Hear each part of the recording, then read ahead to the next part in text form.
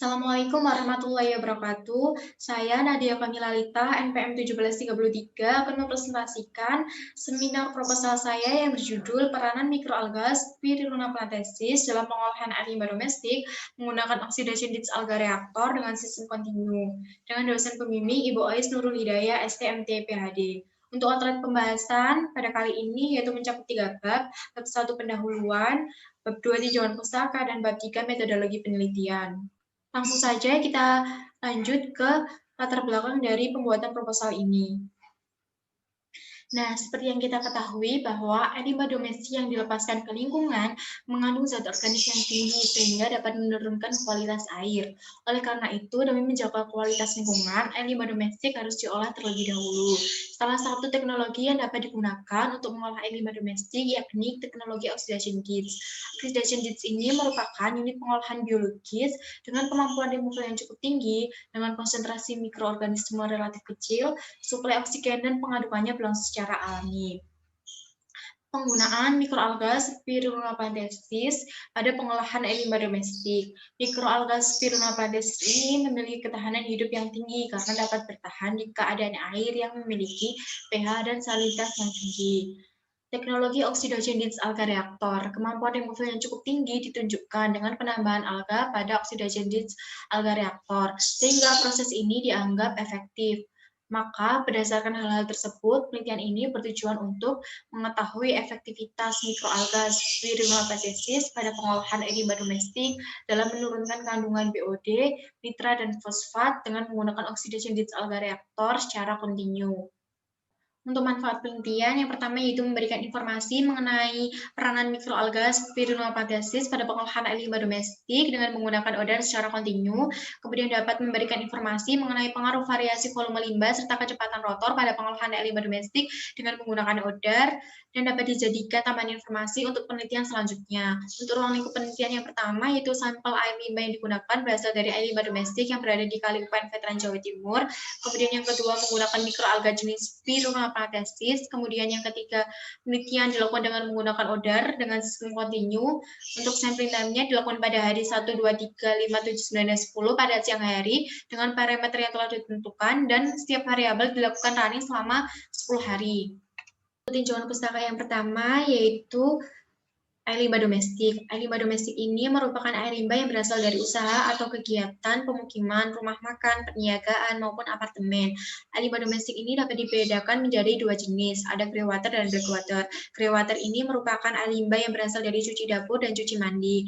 Untuk karakteristik bahan organiknya itu sangat bervariasi. Kemudian kandungan deterjen pada grey water ini menyebabkan rasio BOD per COD tinggi. Kemudian untuk black water ini merupakan air limbah yang berasal dari uriner bidet. Karakteristik dari black water ini beban organiknya lebih tinggi daripada grey water. Karakteristik yang dominan pada air limbah domestik yaitu zat organik yang mudah terurai atau biodegradable. Selanjutnya, untuk pengolahan limbah terdapat 3 proses. Yang pertama yaitu pengolahan primer atau primary treatment, di mana di sini merupakan pengolahan pendahuluan yang bertujuan untuk menghilangkan partikel koloid maupun tersuspensi. Biasanya dapat dilakukan dengan proses fisika maupun kimia. Untuk teknologi yang biasanya digunakan yaitu screening, flotasi, maupun netralisasi. Kemudian yang kedua untuk pengolahan sekunder atau secondary treatment, di mana di sini bertujuan untuk menghilangkan senyawa organik pada air limbah. Teknologi yang biasa digunakan ada tricking filter, RBC, activity sludge, oxidation disk, dan masih banyak lainnya. Yang selanjutnya itu proses pengolahan lanjutan atau tertiary atau advanced treatment, di mana di sini bertujuan untuk meningkatkan kualitas hasil olahan air limbah yang dihasilkan dengan cara mengkombinasikan antara proses fisika, kimia, maupun biologis. Berikut beberapa sistem lumpur aktif yang umum digunakan. Ada sistem lumpur aktif konvensional, squeezing batch reaktor, oxidation disk, maupun lakukan areasi, dan OSB. Yang akan saya gunakan pada penelitian kali ini yaitu oxidation disk. Oxidation disk ini terdiri dari bak aerasi yang berbentuk parit yang dilengkapi dengan satu rotor atau lebih rotor yang dipasang secara vertikal maupun horizontal untuk aerasi air limbah. Seperti yang terlihat pada gambar, oxidation disk terdiri dari dua zona, ada zona aerobik dan zona anoksik.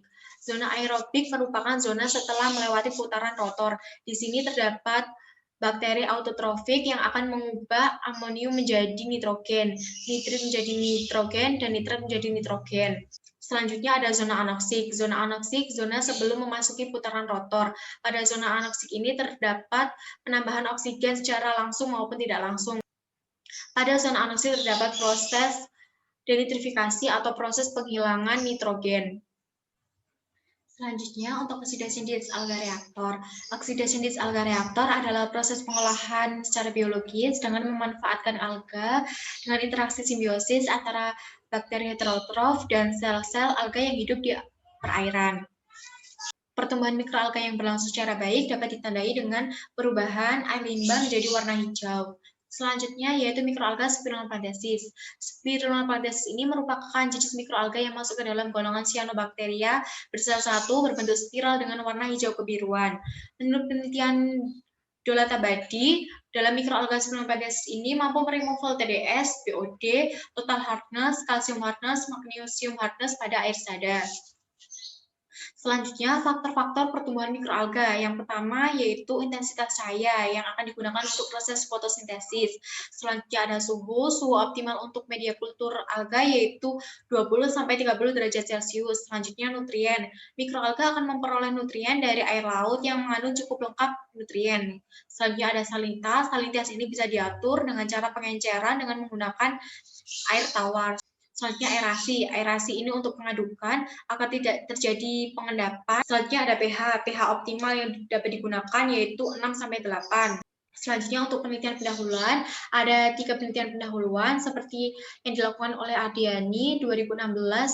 Pada hasil penelitian ini menunjukkan kemampuan odar dalam mengurangi nitrat dan fosfat pada greywater, menunjukkan kemampuan sebesar 53,58% dan 41,15%. Selanjutnya untuk bab 3, metodologi penelitian. Untuk variabel penelitian itu ada variabel bebas, yaitu menggunakan perbandingan volume limbah dengan volume mikroalga.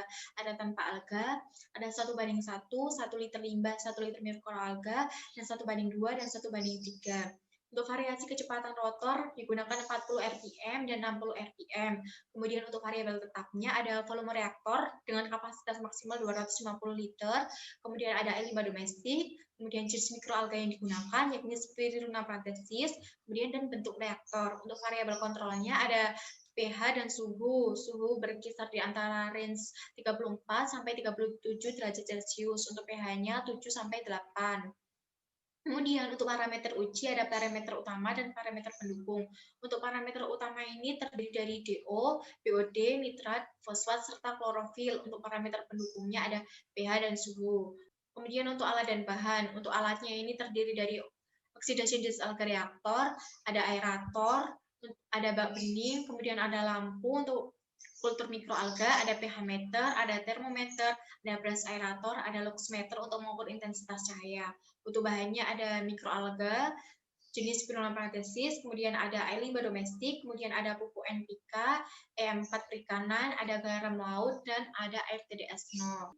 Berikut rancang alat pada penelitian kali ini yang terdiri dari 2 bak penampungan air limbah domestik. Pada bak pertama, air akan dipompa naik ke atas menuju ke bak penampungan kedua dan akan terjadi aliran overflow. Dari bak 2, aliran akan dipecah menjadi 3 bagian, yaitu ada oxidation disk yang dilengkapi dengan Spirulina-Plantasis, ada yang dilengkapi dengan Chlorella, dan ada yang tanpa alga. Kemudian dari bak 3, 4, 5 ini, air keluar akan menuju bak penampungan air limbah. Selanjutnya penelitian pendahuluan. Yang pertama yaitu ada sterilisasi alat, adalah mensterilkan alat-alat sebelum digunakan untuk penelitian. Selanjutnya ada kultivasi atau seeding mikroalga yang bertujuan untuk memperbanyak jumlah sel mikroalga yang dihasilkan dengan cara mencampurkan bibit spirulina murni dengan garam dengan perbandingan 1:1. Selanjutnya ada aklimatisasi mikroalga, yaitu penyesuaian diri mikroalga dengan lingkungan yang baru agar tidak terjadi shock loading. Selanjutnya yaitu penelitian utama. Yang pertama, uji awal kandungan air limbah domestik, yaitu uji DO, BOD, nitrat, dan fosfat, dan uji klorofil A pada alga. Selanjutnya mengisi reaktor dengan variasi limbah dan alga yang sudah ditentukan. Kemudian mengatur kecepatan rotor sesuai dengan variasi yang digunakan. Kemudian melakukan analisa limbah dengan pedoman yang telah tersaji pada gambar. Sekian presentasi dari saya, kurang lebihnya mohon maaf. Wassalamualaikum warahmatullahi wabarakatuh.